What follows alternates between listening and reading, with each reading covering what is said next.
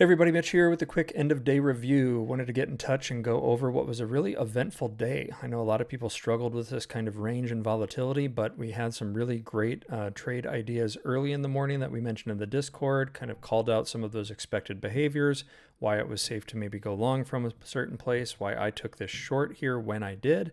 Unfortunately, on the stream, where I like to kind of pivot to the intraday positioning after the London close, which is this blue line, my indicator was not updating for some reason.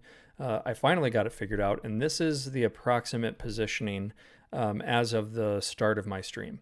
And the reason why I went short here, just to explain it to the actual positioning, so ignore the big Trump bar here, was this block of longs over this big red bar. So you can see my entry was just in front of that, and I was willing to give myself a stop here of about 10 points on two minis to pretty much one shot this eval down to this kind of next range where if we sold under this big support, then we could maybe come down here, accelerate, and get down into where things get even more supportive and maybe grind and chop lower. I was interested in just this little part, but had you tried to hold down to the very bottom of it, that was like a 4.5 hour trade. If you were really trying to get to the big support on the day, would have been more like a 5.5. But that being said, we obviously got this huge Trump volatility crushing candle, which sent us up into the upper bound of the range.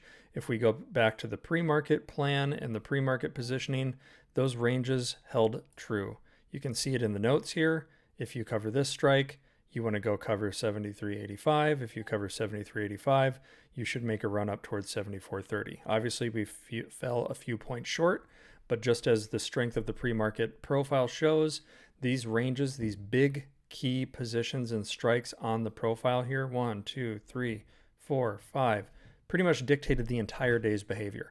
Knowing how to position for those things allows you to read those tea leaves and make those probability-based bets. I was able to catch this short and pass an eval.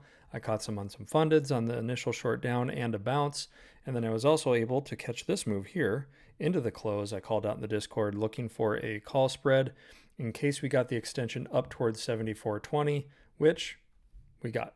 So this is not an impossible thing to do. This is something that if you guys follow along on the streams, if you're here every morning, if you have access to this data, or you're just looking at what I share, you guys can do this as well. It really helps in tricky markets or volatile markets, any market really. So super happy you guys were able to catch that trade. If you were able to follow along in the Discord or online, just happy to be here and happy to have you with me. So tune in tomorrow for more.